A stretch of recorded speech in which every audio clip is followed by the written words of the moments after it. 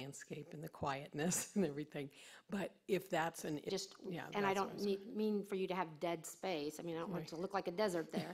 But maybe what we should do is any vegetation forward of the pool buffer be maintained at, 3 feet. Wouldn't you more want the buffer around the pool to be X, typical, but keep a view triangle right there on the corner and make that a separate condition That would be fine, versus, yeah. because now you just dropped the the vegetation by the pool area where that's more where we want it, What we want, yeah. as a Yeah, screen. and we'll hide the pool. The pool will have a fence around it, and then a metal, well, we have a vinyl 6-foot that's existing now, which would be on one side of it between the neighbors. And then it goes down to, I believe, 3 feet. And then, but we would have, I was thinking a 4-foot aluminum, and then have vegetation on the outside to hide it. That's fine, because that's yeah, 27 feet in. Right, I'm- and then I'm only keep it- concerned about the outside 10 feet of the Right. street. Which is, Okay, if we added a condition that says the visual 10 feet, let me see, to keep the, Ms. Plummer, I don't mean to interrupt you, but the code already has a site visibility triangle for intersections. So if you're talking about expanding that, then that's fine. what I is just- it?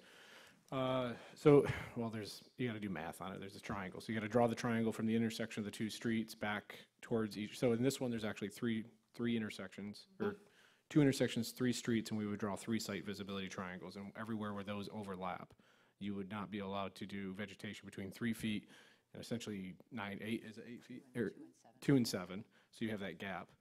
So shrubs couldn't be any taller, and you can't have overhang of trees hanging down below that height. So that's already a standard requirement throughout the code. It's smaller on local streets, and it does somewhat account for angle, because you have to draw it from the intersection back, and then I think it's 100 feet down the street, and then you connect those points. If you want it more, that's fine. I just want to make sure that we're clear that you're not trying to reinvent what we have. You're thinking about a greater. I'm just saying that Yeah, it's only 5 the, feet, I think. In 1995, when I sold that house, vegetation came up and blocked it all the way out almost to the corner of the street. And you don't have to go in for a permit to plant vegetation, although you may need to know what the rules are. They didn't follow them. So I just want to make sure that this owner who is building her pool understands that that view corridor needs to stay open, and I would like to make sure that we put that as a part of the condition that the what did you call it? A Site visibility triangle. site visibility triangle. So if you want to pick another number, Site that's fine. Increase it, but it already exists. Yes. And admittedly, it's a triangle, right? So I think what you're going towards is a width that is along the entire frontage versus a triangle, which would have a diminishing width as it moved away from the intersection. Well, I'm not so concerned about once it turns and is on the streets where it's not really going to affect people coming down the road. It's the corner. Those corners are tough in there, and there's a lot of people on bicycles. oh, yeah. And walking, walking dogs. And Dogs a lot. I just think that it's, because we already have 2 blind corners there, I just want to make sure that there isn't a third. And so if we could just write the site visibility triangle needs to be maintained at all times as a condition. But that's already in the code. I think what staff is, I understand your concern, don't get me wrong. But generally speaking, you don't put in conditions that already exist in the code. And if someone is failing to maintain their property in accordance with the code, then the appropriate remedy would be for code enforcement to go out there and cite them and tell them what needs to be done. But again, as a general rule, you don't put in conditions that are already in the code. You can expand upon them, increase them. You can't reduce them, but you can, expand them if you believe that's appropriate. I guess to what I think you're trying to get to is then I would suggest something like a 10-foot site visibility triangle required at all locations as where they are required by the code. That doesn't mean that they can't plant something low, but they can't go over a certain height. I Correct. would like to say Then that's that, consistent so- with the current language. It's just, as John said, it's just expanding and you're adding it, instead of 5 feet, it's 10 feet. Okay, so that will be an additional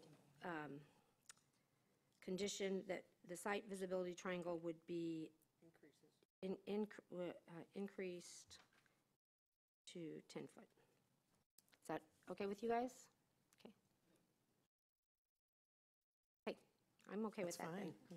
That cures me. And you know, I'm just saying this because I'm a teacher, so, you know, we do things right. But if somebody wants to come out and tell us, I mean, you know, I just don't know what part should be so high or whatever, and we can trim it back or do anything, you know, But, you know, maintain it differently. It's just, fine. you know, I go understand. stand across the street I where your know. car is and see if you can see down that side, and I that's the know. key. And, because you can't see down this side. Right, it does slow people down because they It go really does. slow, which is good. Yeah. And there's a lot of people walking dogs. Mm-hmm, Those grasses that are there, they're well watered. Yes, yes. So it's all good, but it's just, yeah, Okay. I understand. I just had a quick question. Have you had conversations with your immediate neighbors? Are they supportive of this? Yes, and directly across the street, I spoke with them. They have a pool on Shell Mound, but it's on the side, kind of, it's behind their house because they're facing Madison. And I spoke with them, and I spoke with everybody that I could get a hold of. Sometimes houses are empty or they're rentals, you know. One that's kind of catty corner was a rental, and then the one next to me, I haven't seen anyone there, you know, and so everybody I've talked to is fine with it. Jean's next to me, and she's very open to it, and so a very nice neighborhood. I love the area. I like the quietness of it. I love the people walking and neighborhood. riding. Oh, it's an excellent, yeah, I love it. Thank you. And the person who remonstrated in the packet, is he or she, they're not next door or across the street, they're just in the I neighborhood? don't know who said anything. I Okay. don't know. They don't show the address in their cover letter. They're in the same block, but behind and over, so they're not on the same streets. They're, it's the next one over. I don't recall the name of it, That- but that's same helpful. block. All right, thank you. Dan, do you have anything? Any questions? Lori, any questions to the applicant or?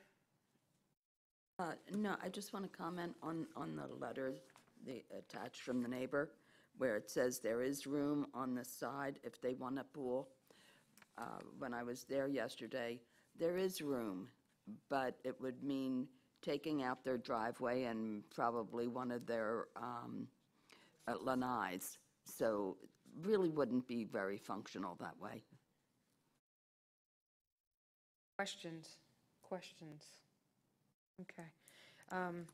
We'll open it up to public comment then this time.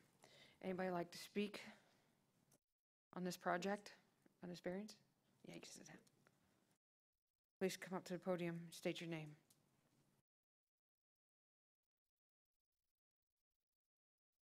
My name is Jim Mahoney. I live at 125 Madison Court. And my main concern before I got here was with Jane, with that intersection being open. Because I drive up there, I bicycle up there, and it's very important to be able to see because there's sometimes cars are trying to take a shortcut and they're going fast and then they'll stop at the stop sign. So it's very important to be able to see that. So I want to thank you for addressing that issue. And I'm in favor of the project as long as that area stays open. Thank you. Thank you. Any other public comment on this project? All right, I'll close public comment. If nobody, I'm ready to make a motion. Any discussion amongst us? All right, go ahead and make a motion. I make a motion to approve variance, what? Oh, sorry, I didn't hear. Get a microphone. Talking to microphone, yeah. For the town, and this is just curiosity, their address is basically on Shell Mound. If their address was a Madison Court address, would they still require a variance? Yes. We count our setbacks from rights of way, not from fronts. So all rights of way have that setback requirement of, the accessory structure cannot be forward of the principal structure towards the rights of way. Okay? And part of that is because we don't control the addressing, and it is the right of Well, way I that we're trying to understand, but protect, so. is it just a fact that, one, we're requiring a variance because of the address, not so much situated for the location of the house on the property, that if the address was something different as far as the other street, that it would fall behind the Nope, principal as Sarah residence? said, the right of way from both sides dictates that. That was Variance. just curiosity for future reference. Okay. The variance is because the pools are not allowed in the front because they aren't allowed, your housing structure usually is a 25-foot setback, so they're going to be forward of the house, and that's the variance, whatever street it would be on, is that they're moving the house in front of the pool in front of the house, not behind it. Well, then If I they were must going to be- put it behind, there wouldn't be there'd be no In variance. looking at the site plan, if the address was Madison Court, the pool would be to the side and rear of the front of the structure. Still be No, forward, it's- still be forward of The the way it's house. set, it's set at It's an from the angle. rights of way, not the front. That's what I wanted a clarification on. So you are correct. I mean, there's codes throughout Florida that have, you determine what the front is, and that's where that right of way or front setback is, and then you can determine that the other is a side or a rear, and then there's an automatic reduction in that. Our code does not have that. We would have that situation for what is the side, what is the rear and the side, because we would have to decide which is the rear and which is the side, but for the rights of way, it's the same. Clarification, that's all I needed. Any other discussion? All right, go ahead with your motion. I motion to approve variance 20190021 from section 34174B for the, to allow the structure of a pool 25 feet from the right-of-way. And I find that it meets all the findings and conditions on page 120 through 122. I have two conditions of approval, that the applicant will provide a continuous vegetation buffer between the pool fence and the right-of-way, and maintained at 4 feet in height, and that an additional, number 2 would be the site visibility triangle is increased by 10 foot, to 10 foot on that corner. Is that okay? Second. All in favor, say aye. Aye. Aye. All against, say nay. Motion passes 7, variance passes 7-0. If I may, all three of these are theoretically scheduled for May 6th town council. All right, moving along with our agenda. We were going to recess as the local planning agency. Do I hear a motion? Motion. Second, all in favor? Aye. I will now adjourn as the Historic Preservation Board. Okay, I will Now turn over to Scott Safford. I'll make this quick. We have a new member, Beverly Milligan. In the past month, we've launched the Facebook page, and we're pushing out the plaque program. We actually found about 15 plaques in the back room, and now we're trying to match them up with previous applicants, and we're trying to get those plaques distributed.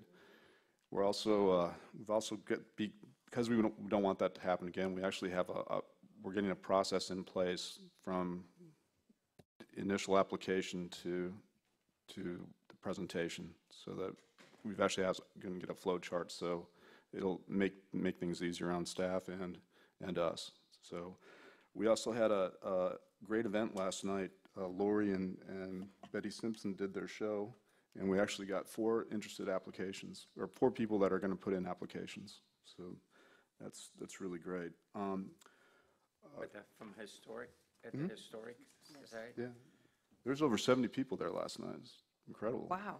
What show? The Stair Island Historical Society had a presentation on the Civil War, and Cool. Florida's role in it. It's really interesting. It's well attended. Great. So what our plan is, going forward is they have meetings November, December, January, February, March, and April. And we're gonna try to attend every one of those and have like an information booth if people want to get interested in getting a plaque for their home. Councilman, I have one question, and that's a clarification on conference calls. So a number of our members are snowbirds, and they're not going to be able to attend meetings in May, August, September. So the question is can you have a quorum with people on a conference call? Okay, so as I understand, the question is, can you meet, because Right. the quorum would be from people on the conference Well, call? first off, I have a number of questions. The first question is what constitutes, since we have 6 members, what constitutes a quorum that actually shows up in this building?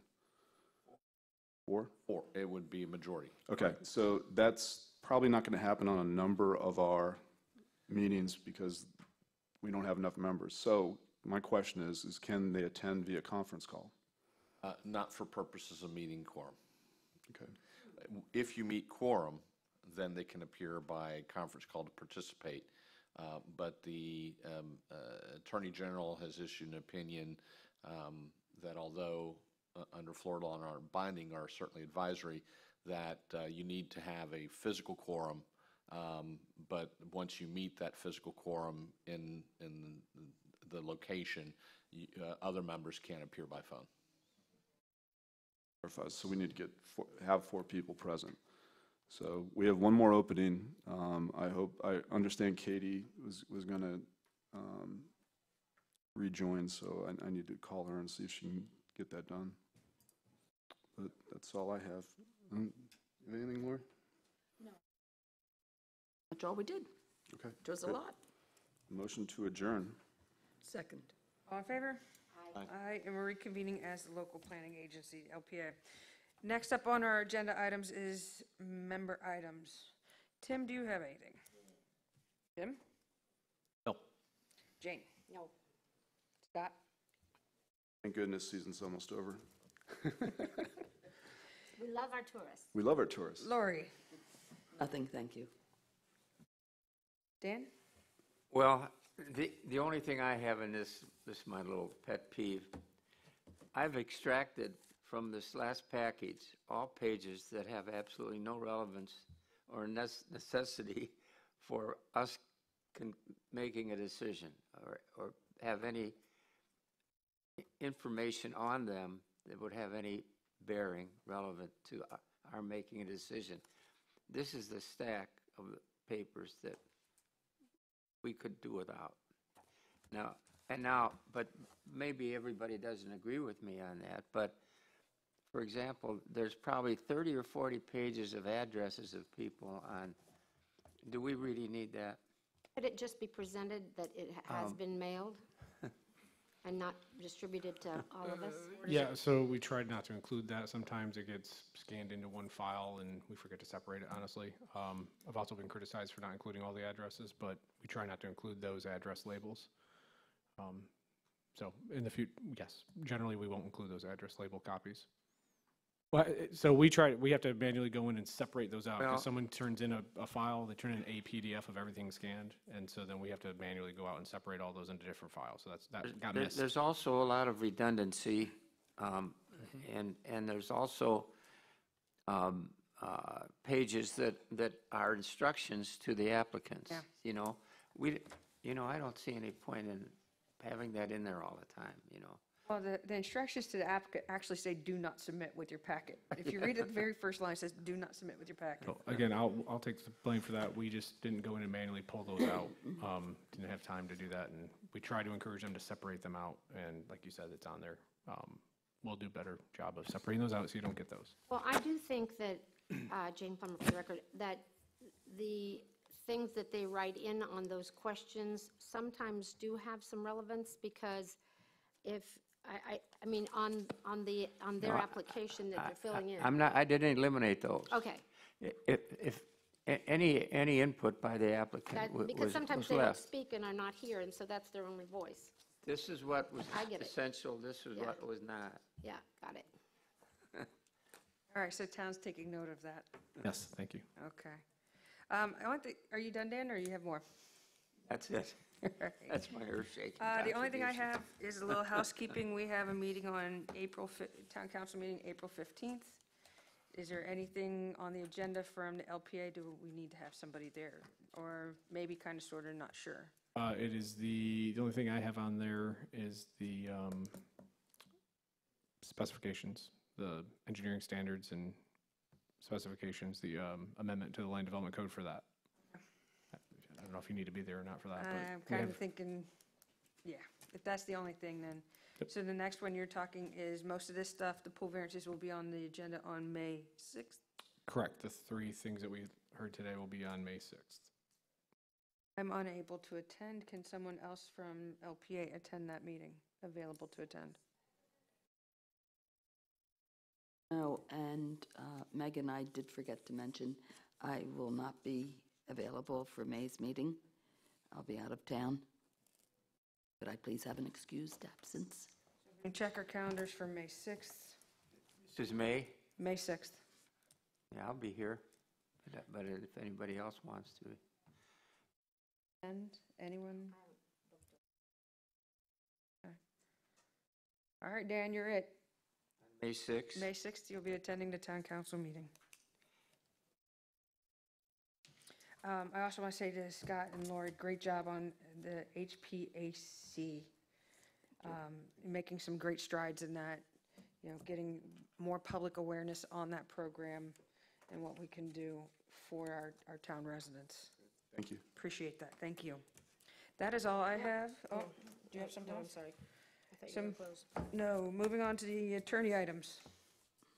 I have one item that I'd ask. The next meeting is, of the LPA is scheduled for Tuesday, the 14th of May. If possible, can that be moved to the 15th, which is the Wednesday? And the reason why I ask is, for some selfish reasons, my daughter graduates on Monday, the 13th in Atlanta, which would mean that for me to be here on the 14th, I can, but you're going to have one very tired and groggy attorney on your hands, and if the LPA could accommodate that, pushing it back for one day, I'd greatly appreciate it. If not, if it creates issues, then, I'll be here on the 14th. Would like it May 15th. I am open for that. I don't have a Check. problem with that. It's fine. Still out of town. I may have a possibility with a problem, but I haven't booked it yet, so I can't say for sure. I'm open. Okay, That gives a quorum. that gives us a quorum. Do you have a time frame on when you would know? Because he's also open to move it to 16th. Yeah. We I can move. can't do the 16th. Okay. The 16th is, I think is the scheduled for the special magistrate. Okay. I think I will, well, there's two things I'll have to move, but I think I can figure out Okay. something. So we'll move it to that day. Appreciate it. Thank you very much. While you have the floor, could you comment, there was something in the sandpaper about the recent litigation on the boardwalk. Do you want to kind of update us on that, if you would? Was that Texas Hold'em? Yeah, I'm sorry. Poor generic. The administrative law judge issued a recommended order indicating that it was her, or his belief, I'm sorry, that the applicant had met all the criteria for issuance of the permit by FDEP. And so he is recommending to FDEP to in fact issue that order and adopt a final order to that effect. What was somewhat strange is that in the course of the proceedings, in that recommended order, the administrative law judge made a conclusion of law that the town had not met the standing requirements to be a party to that litigation. At the end of the day, after discussing the matter with staff and with council as well as with the attorney representing the town, it was joint decision that we would not pursue an appeal. The likelihood of prevailing on that appeal would be very much an uphill battle and wouldn't necessarily be cost effective. Conversely, there already has been litigation that has been concluded that still provides for the requirement that the applicant, the owners of those properties, have to come before the LPA and ultimately the town council for a special exception in order to actually build the walkover, the boardwalk. I thought that was actually determined that the permit by special exception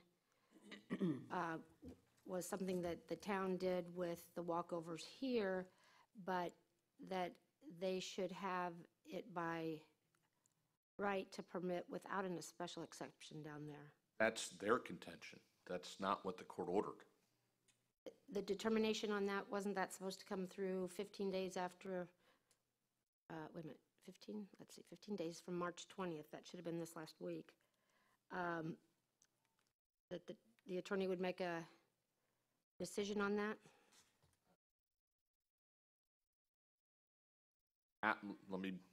So there's no,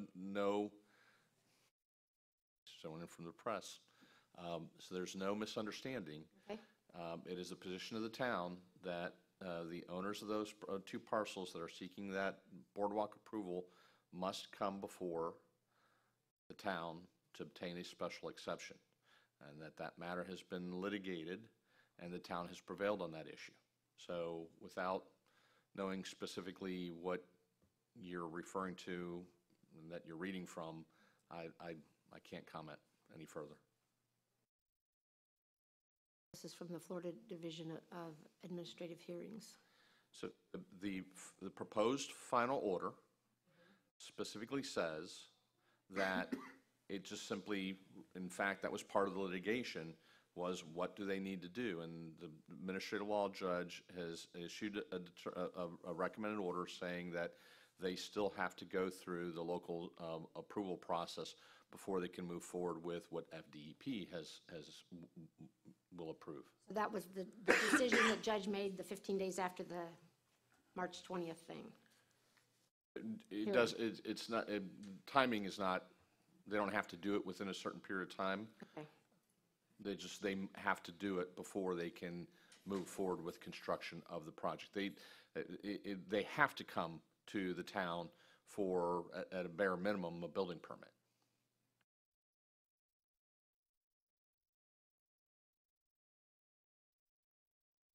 But it's your opinion that the LP will see this issue again if they decide to proceed forward?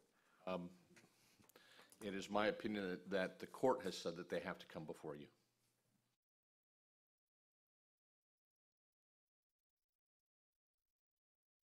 Helpful, thank you. Tim, do you have anything? I'm good. All right. Jason? Nope. No, I do not, thank you.